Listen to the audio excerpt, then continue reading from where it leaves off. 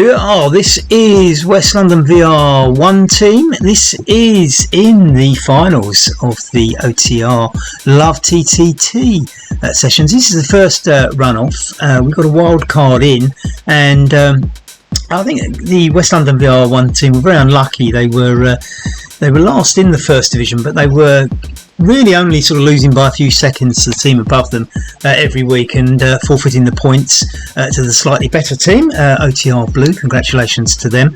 But we nevertheless got a wild card, and we're off. The two riders at the back, of course, are the bots filming this, and there are 5 riders in the actual race. Now, we had an interesting situation, because up till about an hour before the race, maybe 2 hours before the race, there were 7 riders, and Nicolo Martinelli had volunteered not to race, and he volunteered to do the bot to film it, the one in the yellow and blue that you saw at the start line, and it was a very magnanimous gesture. We were all very impressed by Martinello's gesture.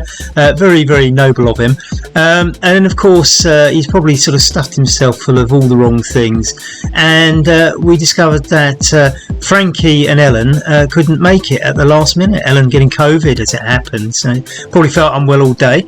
So with about 2 hours to go, we suddenly had 5 riders, and when I say 5 riders, that included Nicolo cancelling whatever he'd ordered from the food takeaway that night. I'm sure he actually gets better food than that, because he lives in northern Italy, where the food, I have to say, is splendid. I think if I had to name my top 10 ever meals out, I think at least 3 of them would come. Well, I know at least 3 of them, probably in the top 5, would feature northwestern Italy, which is where Nico lives. Nicolo Martinelli, and anyway, he had to forfeit whatever he was having for dinner tonight, and the booze to go with it, and suddenly jumped into this race. So we're depleted with the lineup that we weren't expecting, and so therefore it's probably not going to be quite as slick as we'd hoped, but nevertheless, hopes are high. Everybody's quite excited about this as the team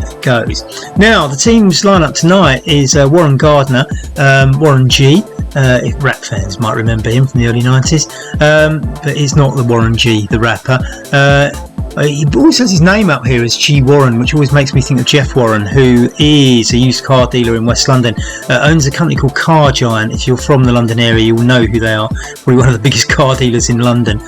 Jeff Warren owns that. He's actually the brother of Frank Warren, the boxing promoter. So, and he's had a few world champions over the years. Works a lot with Don King in the USA. So the Warren family, one a boxer, one a used car dealer. Anyway, it's neither of those. It's Warren Gardner. He's from Kent, I believe, but now lives down in southern France, in Provence. So enjoying the high life down there. I'm sure he's riding under slightly hotter conditions than those of us in West London. And probably Tobias York there, you see, with the Swedish flag, who is riding from Sweden, of course. So we've got one riding from Sweden, one from the south of France, and Nicolo riding from northwestern Italy, and we have 2 from West London. I say that. Pete Dickerson, just about, I suppose, southwest London, strictly, and Stuart Thorne lives about a mile or 2 outside of West London in Chalfont. So no actual West Londoners in the team tonight, and that's Ellen dropping out didn't help there. Now, just to give you an insight into the riders we have, Warren is probably our strongest rider. He's certainly the road captain for this team, without a shadow of a doubt, and he will be pulling everything along. We are sadly missing Ellen the Rocket Lockett. I mean, she is a powerhouse and very much an integral part of this team, so it does take a little bit of the edge off this team not having Ellen with us. Tobias from Sweden joined us about halfway through the series and has been a great asset to the side, as has Nicolo, both as a rider and a cameraman as it happens. He's been an absolute asset to this team, so glad to have them both on board. Now, Pete Dickerson was one of the first to sign up when we created this team. Pete in his past has been a great road racing, I mean, he has been a great road racer, there's no two ways about it, and his experience brings so much to the team. Has to restrict him a little bit, himself a little bit, because of heart condition, but you wouldn't believe it. He is absolutely terrific on the bike, and again, another fine asset to the team. Now, this isn't the straight line that we might all hope for here. It's forming one. As I say, it isn't the lineup that rides together the most, I suppose, and therefore it might not be as slick as it might have been had everybody been on board, but it is what it is, and the team are going to give it their all without a shadow of doubt. Now, Stu Thorne is a great rider. He's putting this effort in. I don't know what will happen if we're still riding these in a couple of weeks, because Stuart's off to do LEL, and if you don't know what LEL is, that's London, Edinburgh, London. It happens every 4 years. It's a 1,500 kilometre ride. I say it's non-stop. I mean, nobody can not stop in 1,500 kilometres, because one needs to eat and sleep a little bit, but the clock is running all the time, so it's one of these long distance randonnées. 1,500 kilometres, London to Edinburgh back, and Stu's doing that in just over a week's time.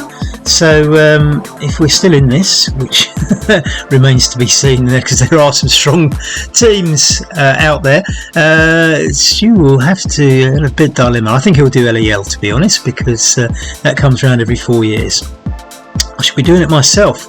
A few of us from West London actually embarking upon that this time. I've done it once before, but when I did it, it was only 1,400k. So the extra 100k is just basically so you can go over the bridge past Edinburgh, go over the Forth Bridge, enjoy the scenery, and come back again. So that will probably take an extra 5 hours over last time. Anyway, back to the race. Neatly keeping together. This will do. I mean, speed here of 40 kph. They need to keep it above 40 kph, I think. You know, you're looking for a target time for this team, probably around 32 minutes if they can do it, I'm guessing. 42 kph would probably do that, so if they can keep that. And it's gone up to 43 on a very slight downhill, I perceive, or maybe it's slightly uphill actually.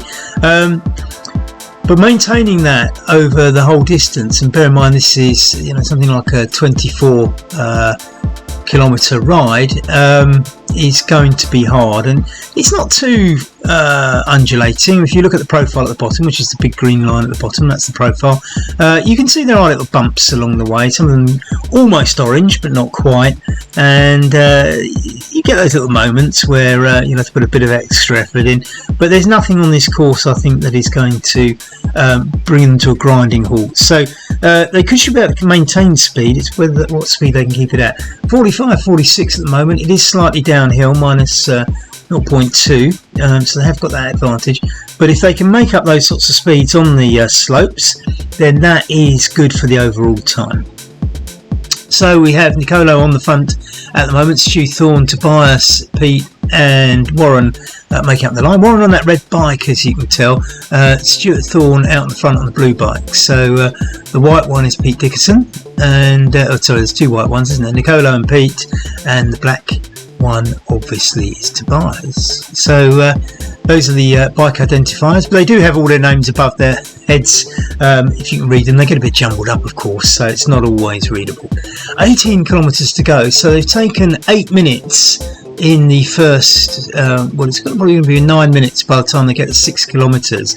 So about a quarter of the way through the race, and they're looking at 8 minutes. So if you multiply that up, they're probably just over the 32-minute target. I don't know if that's their target, I just made that one up. But if they were going for 32 minutes, they're probably just outside it at this rate. And of course, the longer the race goes on, the tireder the legs get. So you can't guarantee that they're going to keep this pace up for the whole race. But you never know. A lot of it is about just getting into bunches and not splitting up too much, and having smooth changeovers, as we see Warren Gardner going on the front now, Tobias York just behind him, Pete Dickerson in third place, Stu Thorne, and then of course taking up the rear, Nicolo, and he's in it twice. You can see two Italian flags on the left. The one at the back is in with the yellow and blue jersey is of course the bot that he's streaming this from, and the bot in front of that is of course the one that you're watching from now. Now you might wonder why, if the bot is 5 kilometers behind, the camera's up here, but it's the magic of Wahoo RGT, I tell you. while I'm now out on the front, a little bit of a gap, 5 metres back to the others. You need to keep this together, and I think I don't know what they might be saying to each other. Of course, they do communicate over Discord. It's quite a nice line, but it's a bit gappy in places.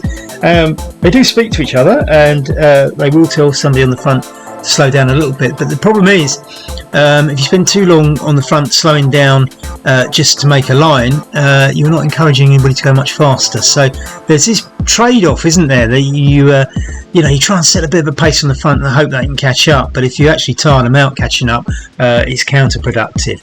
So much goes into these, and when you're listening to the Discord communication between the team, quite fascinating, apart from the fact that everybody's of course out of breath, but it's and you don't always recognise the voices, and people don't always say their names, so it's not too bad. I mean, out of 5 people you get most of the voices, but I've certainly mistaken voices myself when doing these. Now this is quite neat. They're really compact. They're not quite in a line, but this is good.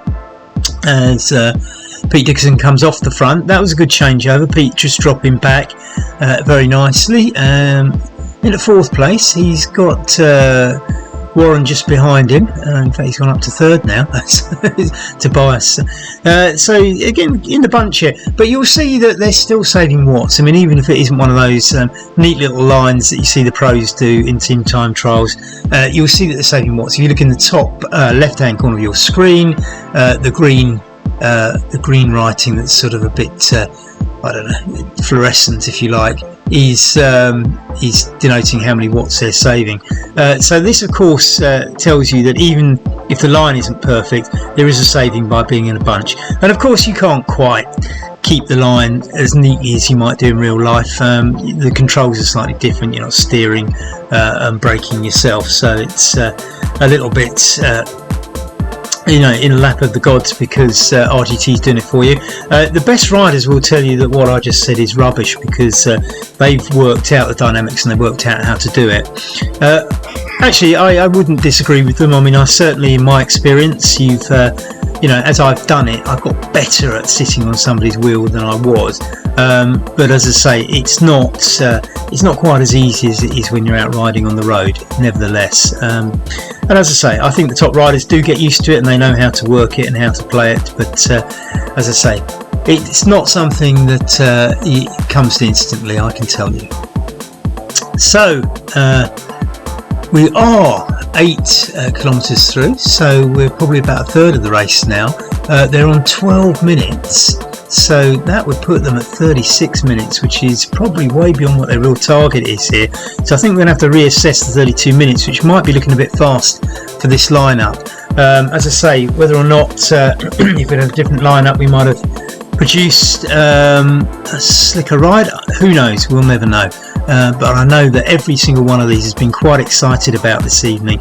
Looking forward to it. Ellen will be absolutely distraught that she missed this race. I know how much she was looking forward to it, and I think Frankie the same. I don't know Frankie as well, but I think he was quite enthusiastic. So that's a bit of a shame. As we get a nice little line here, we see Pete Dickinson moving up to the front.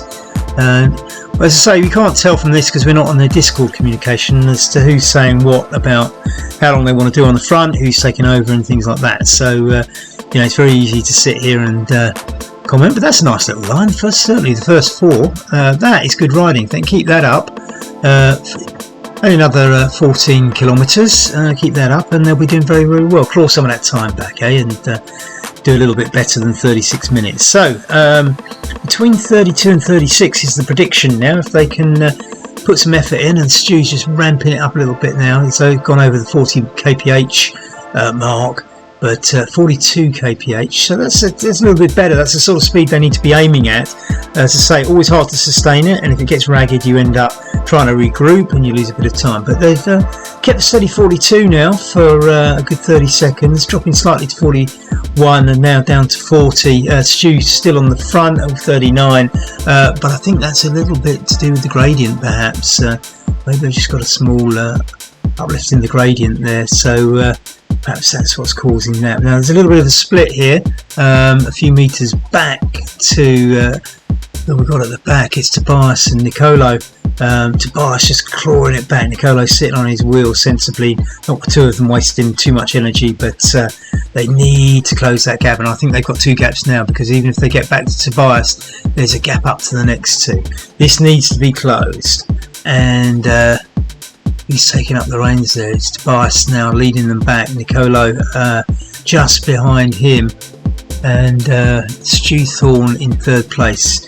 So 2 of them drafting, but Tobias doing the work as they try and close the gap up. I think they're going to do it. It's getting closer and closer.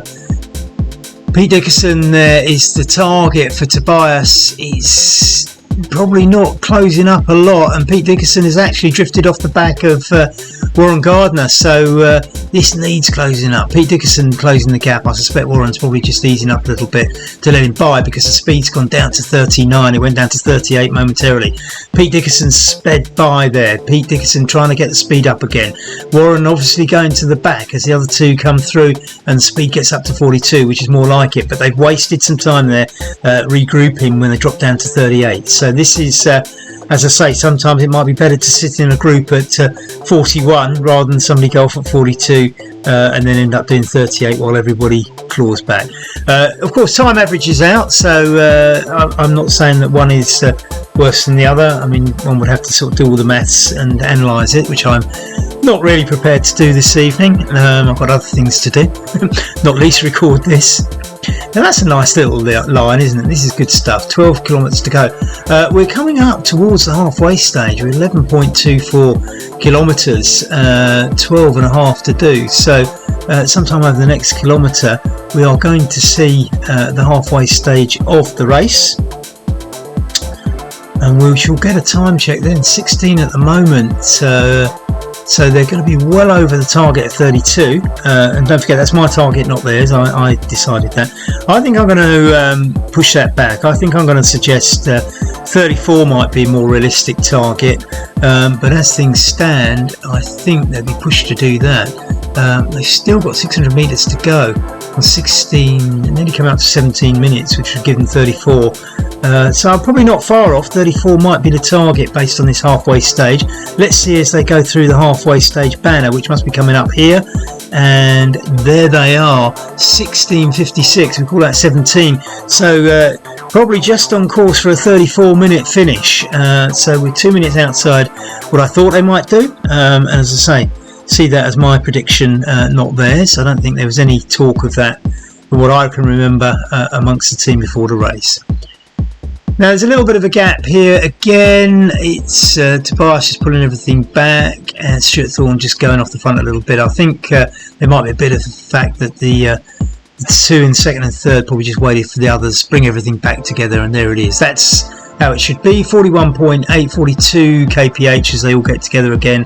This is the sort of speed they need to be maintaining to do this. And they've of course been over that little bump in the middle of the course, and you can see there's a couple of little more bumps coming up along the way, but I don't think there's anything that's going to kind of actually splinter the group, and one of those climbs where everything gets a bit ragged and the front riders have got to wait for the others on the top. So all 5 nicely together at the moment, and Pete Dickerson taking his turn on the front, the doyen of the team, the man with the most racing experience, and he's very, very good. He gives us some great tips. Warren, the great young motivator, the powerhouse of the team, and very much the road captain. I think Pete is the wise old man who sort of probably looks over his shoulder, but Warren is the man with the enthusiasm and the power, as you see him power off the front, right on cue. Unfortunately, keeping causing a little bit of a gap. Nicolo just making sure that doesn't get too big. 43, and you can see that the 43 just stretches them. So we're looking really. We've gone to 46 now, but this is a minus gradient, so they're obviously going downhill a little bit as they've been over that small bump, and it's sped it up. I mean, if they can make up some of the time lost before by doing 45, 46, that's good, but they need to close the gaps now, pull this back together as they get back onto the flat, the gradient slipping back down to near zero now. So all 5 back together, 41 kph, probably need to add a little bit more speed on that if they can. They're on a minus gradient, so it goes up to 44, which is great, but they need to be doing 42 on the flat, I think, for our target time. And as I say, at the risk of repeating myself, that's my target, not theirs. I have no idea what they what they think would be a good time. So it is nice to see that they've got past the halfway stage with all 5 riders. As I say, very disappointing. It was a nice problem to have, but we had 7 and had to leave somebody out. And then at the last minute, 2 fell by the wayside, and we had to bring in somebody at the last minute. So it was very, very sort of odd situation. And in fact, slightly disappointing considering the excitement in the build-up to this race. It was, as I say, a bit of a disappointment that we only ended up with 5 riders, and the 6th run could have made all the difference. I would have been on, I think that's a fair point, isn't it, that we'd have been probably closer to 32 had we had that 6th rider. Nevertheless, we're getting towards the finish. It is 9.5 kilometres to the finish, so we're well over the halfway stage now, and it's about whether this lot can hold together as a group of 5 or whether things start getting ragged. It will start to tell, I reckon, around about 12 kilometres would be my guess. I say that because if you have been hanging on the back, there is a point where you've just caught up too many times, and those efforts catching up, pretty much the equivalent to turns on the front. So if you do a catch up and then a turn on the front, you're actually working harder than people who manage to stay in the group when they're not on the front. So and there have been gaps appearing, just like this. Stuart Thorne pushing on the front, but not everybody can quite keep that pace. 40 kph, it's gone down to 39. This isn't great. They need to do something about that. Slight uphill gradient to mitigate any criticism of the speed, as they do 38 plus 1.2 gradient. So as I say, the tired legs I think are affecting this. It's right down to 37 there. The gradient is not great, but I just think at the time of the race for that to come has probably seen a few sapped legs struggling. They're not far apart though, and the other thing is that they're not in ones. There's not single riders, so at least the 2 behind can work in tandem, and the 3 in front are working together. So there is some, it's not all lost here, and I think the gap is closing up. The 5 are getting back together again with 8.5 kilometres to go. We're very much coming into the business end of this, but it's looking like they just need to get a steady session going on a nice flat bit where they can all lump together, stay together and do the same sort of speed. And I think we're beginning to see differences between the likes of Stu Thorne, a very strong rider, and Warren Gardner, again another strong rider, probably the strongest in the team, and I think they've probably got a little more legs than the others at the moment, will be my guess. We shall see. Pete Dickinson though still up there, Warren just sitting off the back at the moment. He's not too bothered about that. He's got Stewart and Tobias behind him, so he's just bringing those 2 up to the front 2 of Pete Dickinson and Niccolo Martinelli. Can they get the 5 back together? Warren's done his job. He's very much the road captain of this team, pulls it all together, full of enthusiasm. He's the man of the team. He's put so much into this and absolutely loves it.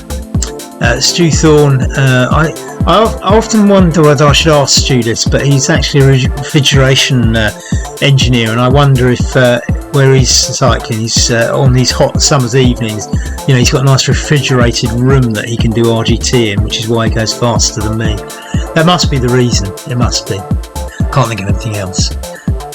So Warren again on the front, the man who sort of fires up and leads this team.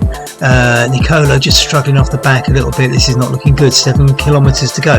Niccolo, I think he's struggling to get back on. Can he make it? The gap's not closing much. He gets out of the saddle, gives it a little bit of a push, but the gap gets bigger. This isn't great for Niccolo. He could be on his last legs. He's just about keeping the gap. No, the gap's getting bigger. This is not good. There's only 4. Now, they will be talking on Discord. We can't hear what they say. There's a decision to be made here.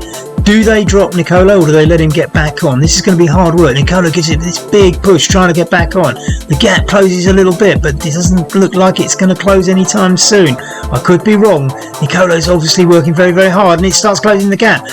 They're riding at 50 kph. They're going downhill, so it's a good speed. I think Nicolo's used that downhill. He even has a cheek to go off the front and show everybody that he can do gaps at the front and gaps at the back as he pulls away. Well done. Absolutely superb riding, Nicolo. He's doing a stint on the front, 45 kph. This is a good speed, although there's a gap back to Tobias, who's just behind him. Nicolo putting in a great big effort, and he's done that supreme effort to catch up. He must be absolutely burning. This must be hard work for Nicolo. 6 kilometers to go. He's pushing on the front after that catch up, and I was talking about this not long ago in the commentary, saying that if you do a catch up and then a turn on the front, it can absolutely kill you. And Nicolo is going like the clappers at the front, 44 kph. This is good for the team to keep up that sort of speed, because they need to catch up if they're going to go under 34 in the timings. We have just over 6 kilometers to go. Nicolo's still pulling that speed, but the speed's dropped a little bit, although they are going up a hill. The others go past Nicolo. I think Nicolo's sat up. His avatar sat up. His speed's gone right down to 19 kph. Now that means he's either got to drop out, or he's decided to sit up after that last turn on the front and leave it to the other 4. Now this, with 6 kilometers to go, is a decision that you would understand. If Nicolo says, that's it fellas, you're on your own. They've got 4 riders. The first 3 across the line, it's the third rider's time that counts, so you've got to get 3 across the line. Nicolo looks to have definitely sat up. He's drifting way off the back. I'm not sure. I mean, he's got almost no movement in. I'm looking at the list of riders, and Nicolo's sort of 0.2 kilos per watts effort. I'm not sure if that's because something's gone wrong, or there he is. He is pedalling, so I think he's just sat up and he's soft pedaling to get his breath back. It must have killed him, that catch up and turn on the front. So Nicolo looks to have sat up. That looks like a team decision. He would have left the other 4. It's the third rider across the line's time. They've got just over 5 kilometers, well, nearly 6 kilometers to go, as Nicolo will hopefully wave to the crowd, maybe not. Just going through the motions. I'm sure he is puffing and panting as we go back to the final 4 now. 5.2 kilometers to go. We're in the last stretch of the race. They're on 26 minutes. Let's see how long they can do.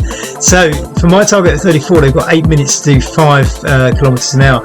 I think they're going to have to ride at over 40 to do that. So my 34 target is looking quite ambitious at the moment.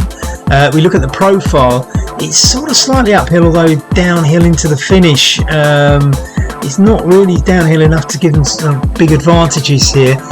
Under the 5 kilometre mark now, as Pete Dickerson burns off the front, but it's only 40.8. I say only 40.8. I'd be very pleased if I was riding at that throughout the race. So down to 38.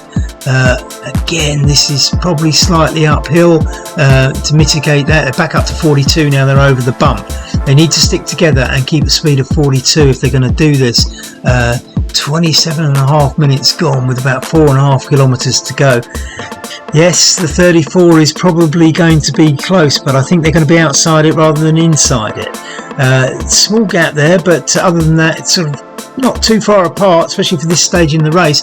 They're under 4.5 kilometers to go, and as you can see, there is one more little bump to get over. I think it's gradually uphill a little bit for the next section, but there's one little bump before the finish and then downhill to the finish, but it's not going to be very far downhill. So what can they make of it? It's 39 kph, probably slightly under the target speed. Pete Dickerson pulling the others back up to Warren Gardner, who's pulled off the front again. You need to get the speed up, and Warren's trying to encourage them. He's a great team captain, and 41. Warren's got them back up there. He's got them riding at a faster rate, the sort of rate they need to be riding at for the target we've set them, unfairly of course, but nevertheless that's what happens. We're under 4k, 28 minutes. So they'd have to be riding at 60 kph if they were going to do my original 32, but 34 looks about right for the sort of speed they're doing, and if they can get any extra speed and a good bunch sprint at the end. Now remember, at the end, the thing is, it's the third rider, and there's no point sprinting at the front and doing a solo effort and coming in first for your team. You'd be better off slowing down and just towing the third rider across the line as fast as you possibly can. So a neat sprint finish.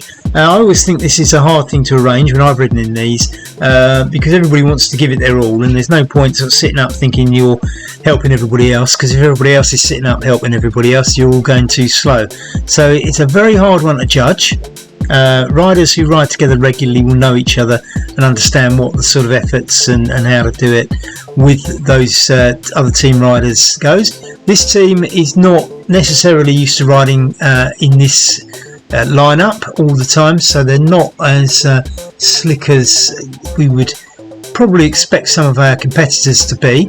As we start coming down to 3 kilometers to go, and they're going to hit 30 kph, so it's going to be probably just over 34 minutes by the time we get to the end. What can they do? They've still got that little bump to get over. It's about halfway between, it's probably about a kilometre and a bit to go to get over that lump. The last kilometre looking like it's downhill, and all four of them together, though, this is good. I mean, this is what they need to be doing at this stage. They're doing 41 kph, which is probably the sweet spot for them. This is the comfort zone. It's gone up to 42, which is great. And guess who's on the front? Warren Gardner, of course. Pete Dickerson, the two most experienced racers leading the team. Tobias from Sweden, lovely guy, by the way, and my old friend Stuart Thorne, who will be doing a lot longer rides than this next week, as we previously discussed. Warren, in encouraging the others, just pulling a little bit away from them, needs to let them catch up. Coming down to the last 2k, and we're hitting 31 minutes on the clock. So for my target, that's 3 minutes to do just over 2 kilometres. It's not going to be far off. I think it's going to be a 34 something finish. These three need to catch up with Warren, and Warren probably needs to just give them a chance to do that, and I think that's exactly what's happening. The Discord communication will be kicking in now as Stu Thorne, the second strongest rider in my opinion after Warren, comes on the front, takes his turn. This lineup is probably going to be actually, I'm not sure which three of them will sort of be the strong finishers. I've got a feeling it might be certainly Warren and Stu. I think will go for the finish hard. I don't know whether it will be Pete or not. Pete's experienced racer, Tobias younger, so who knows. Let's see what happens. Warren actually compelling them to chase him now. I mean, it's only 40 kph, but they are on course on the bump, so this is actually not a bad speed considering they're on the bump, and once they get over this, it's downhill to the finish. What can they do? 1.5 kilometers roughly to go now. 32.10. The 34 could just about be beaten. We'll have to see. That downhill might be, it depends how steep it is and what momentum they can get from it. It's oh, it's actually nail-biting stuff, isn't it? We'll see when they go through the Flamme Rouge how long they've got. 1.3 kilometers to go at the moment, and 32.5 minutes on the clock. 42 kph. They're over the bump, so they've got the downhill bit. This is where they need to make some speed. You can see the Flamme Rouge coming up in the distance. The red arch over the road tells us that there's 1 kilometre to go when they go through that. 32.51, so it's going to be 33 something when they go through that. They're probably not going to do a kilometre in 1 minute with the best will in the world, so I'm guessing 34.5 maybe. They can do this in. Everything's got to go into this now. 44 kph. You can see the speeds up. They're going downhill, but they do need to stay together, and Stu and Warren are going off a little bit too fast on the front. They're leaving Pete and Tobias behind. It's the third rider's time that counts. It'd be better off slowing down and towing one of the other two across. Or is Tobias going to get on? It's only a 4 metre gap. He can still do this. We'll have to see. Tobias is back on. This is brilliant. They've got all three of them now. 42 kph. Now he's on. Just give him a second to get his breath back, then up the speed. But unfortunately, they've gone off too quickly. The other two, they let him catch up. But He's gone on a little bit too fast, and Tobias is off the back again, which means he's got to burn another match catching up again, and he's already probably tired. But he does it.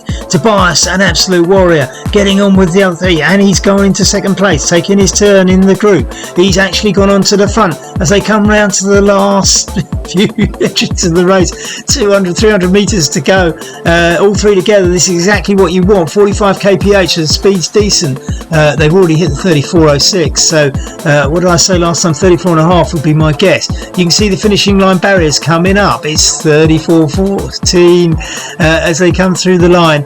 Let's see what it's going to be as they come right up to the finishing line. There it is, 34.20, so beat my 34.5. Well done, guys. And Pete Dickerson, in answer to my question earlier, would it be Tobias or would it be Pete who went with the sprint? Pete Dickerson is the one who sat up, and Tobias did excellently there. Twice he fell off the back, twice he got back on, and even went on the front. So absolutely superb stuff.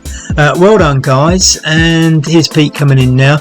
Nicolo, no doubt, sitting up and riding home at the back, I should imagine, just enjoying the scenery and all the applause from the avatars in the crowd. And well done. Watch on Sunday, and we'll see how we finished against the other teams. Good luck, chaps.